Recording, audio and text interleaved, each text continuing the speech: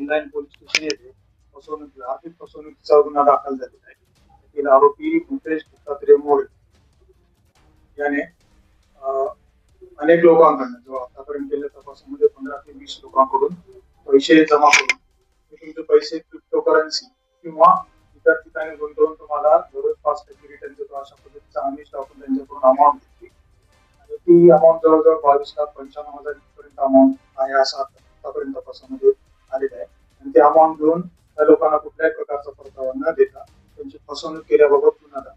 तसेच त्या आरोपीवरती ठाणे आयुक्तालयामध्ये इतर पोलीस स्टेशनला सुद्धा गुन्हे यापूर्वी दाखल.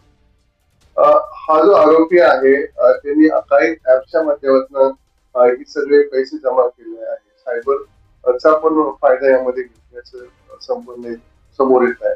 नेमकं काय प्रकार? एक वेबसाईट आहे www.akaya.space.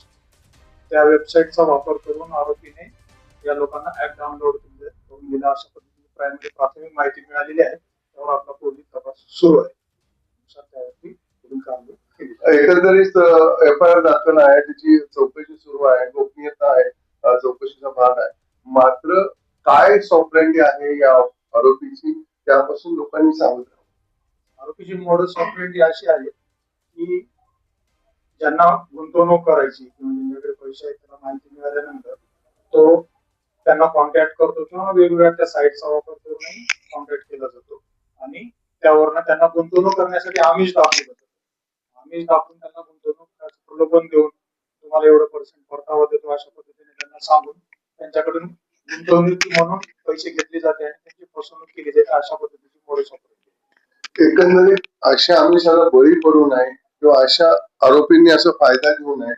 मीडियाच्या माध्यमातून काय मीडियाच्या माध्यमातून एवढंच सांगू इच्छितो की अशा पद्धतीने पैसे डबल करून देतो किंवा तुमच्याकडे तुम्ही गुंतवणूक करा, मी तुम्हाला 40 दिवसामध्ये एवढे पैसे देईल, एवढे पैसे देईल असं तुम्ही सांगत असेल तर अशा फ्रॉड लोकांकडे, फ्रॉड वेबसाईट, फ्रॉड ऍपच्या नादी लागून आपले जे मेहनतीने कमावलेले पैसे आहेत तर त्याचं नुकसान करून घेऊ नये नागरिकांनी, एवढंच मी आपल्या माध्यमातून सांगू इच्छितो.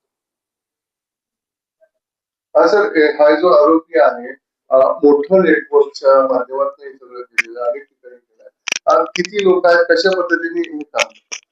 गुन्हा दाखल झालेला आहे आणि याच्यामध्ये त्याची पत्नी सह आरोपी असल्याबाबत माहिती मिळते. त्याचे इतर काही साथीदार असतील तर तो आता गुन्हा प्राथमिक लेवलला आहे, तपासाच्या प्राथमिक लेवल आहे.